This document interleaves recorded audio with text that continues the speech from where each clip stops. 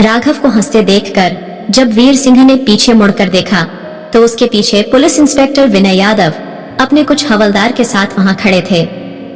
वीर सिंह कानून की नजरों में एक मुजरिम था, इसलिए पुलिस को अपने सामने खड़ा देखकर वीर सिंह चौंक गया। उसे लगा कि शायद वो पुलिस वाले वहां उसे गिरफ्तार करने आए हैं, इसलिए वीर सिंह ने घबराते हुए इंस्पेक्टर विनय यादव की तरफ देखा और बोला, अरे इंस्पेक्टर साहब, आप यहाँ क्या करने आए हो? अगर मुझसे कोई काम था तो मुझे बुला लेते, आपको इतनी तकलीफ लेने की क्या जरूरत थी? वैसे आप यहाँ क्यों आए हैं? मुझसे कोई गलती हुई है क्या? वीर सिंह को घबराते देख विनय यादव उसके पास आया। इंस्पेक्टर को अपनी तरफ आते देख वीर सिंह बहुत ज्यादा घबरा गया, लेकिन तभी उसने देखा कि विनय यादव उसके पास नहीं बल्कि राघव के पास जा रहा था। विनय यादव को राघव की तरफ जाते देख वीर सिंह की सांस में सांस आई। इंस्पेक्टर विनय यादव राघव के पास आया और उसके कंधे पर हाथ रखते हुए बोला, आई एम सॉरी राघव, जो तुम्हें और सिया को इतनी मुसीबतों का सामना करना पड़ा। लेकिन अगर मुझे पता होता कि हुकुम भानु प्रताप सिंह तुम्हें मारने के इरादे से इतने गुंडों के साथ घूम रहा है तो मैं उसे तुम तक पहुंचने ही नहीं देता। लेकिन मुझे इन सब के बारे में कुछ नहीं पता था। वैसे आपकी पत्नी कैसी है? वो ठीक तो है ना? विनय यादव की बात का जवाब देते हुए राघव ने कहा, नहीं इंस्पेक्टर, अभी तक सिया को होश नहीं आया है, पता नहीं उसे कब होश आएगा। हाँ, लेकिन डॉक्टर ने उसके सीने से गोली निकाल दी। पता नहीं मेरी सिया कब ठीक होगी और कब मुझसे बात करेगी। राघव की बात सुनकर इंस्पेक्टर विनय यादव ने राघव के कंधे पर हाथ रखा और बोला, चिंता मत करो राघव, सिया ठीक हो जाएगी।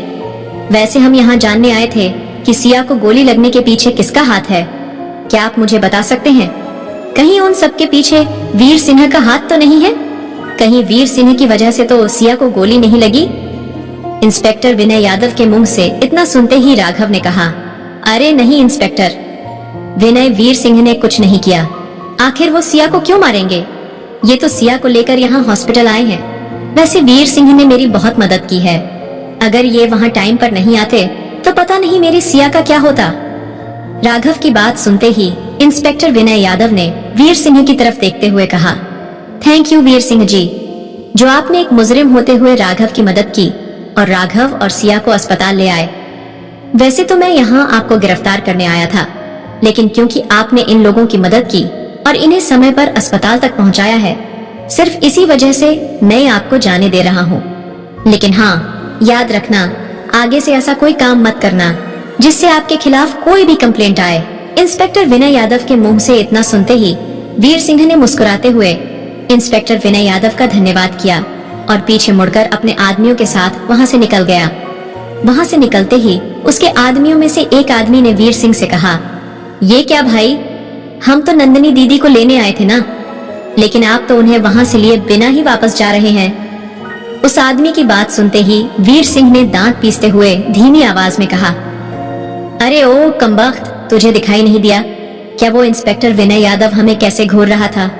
तुझे पता है उसके पास हमारे खिलाफ कितने सबूत है जिनके बिना पर वो हमें गिरफ्तार कर सकता था और फिर हमें उठाकर जेल में बंद कर देता। उसके बाद ना हम नंदिनी से मिल पाते और ना ही उस राणा सा से अपनी बहन पर गोली चलाने का बदला ले पाते। इसलिए फिलहाल हमें अपनी सेफ्टी के बारे में सोचना है। उस राघव सिंघानिया से तो हम बाद में भी निपट लेंगे। इतना कहकर वीर सिंह अपने आदमियों के साथ वहां से निकल गया। वीर सिंह के वहां से जाते ही राघव ने इंस्पेक्टर विनय यादव का धन्यवाद करते हुए कहा, थैंक यू इंस्पेक्टर विनय, यहाँ आकर मेरी हेल्प करने के लिए। वैसे तो मैं खुद ही वीर सिंह को संभाल सकता था, लेकिन फिलहाल मेरे लिए सिया को जैसलमेर से निकालकर मुंबई ले जाना बहुत जरूरी है, इसलिए थैंक यू मेरी इतनी मदद करने के लिए। राघव की बात सुनकर इंस्पेक्टर विनय यादव ने कहा, इसमें थैंक यू की कोई बात नहीं है राघव, तुम्हारे बेकसूर होने के बावजूद भी मैंने सिर्फ अपने परिवार को बचाने के लिए तुम्हें इतनी तकलीफ दी, उस तकलीफ के आगे ये तो कुछ भी नहीं है। वैसे भी इस वीर सिंह को डराना कोई बड़ी बात नहीं है। भले ही हुकुम भानु प्रताप सिंह वीर सिंह के गांव में जाने से डरता है, लेकिन फिर भी वीर सिंह कोई बहुत बड़ी तोप नहीं है, इसीलिए इसे पकड़ना हमारे बांगे हाथ का खेल है। लेकिन हमारा असली मुजरिम तो भानु प्रताप सिंह का बेटा विक्रम राणा सा है, जिसे आज तक किसी ने नहीं देखा। और ना ही वो आज तक पुलिस के हाथ लगा।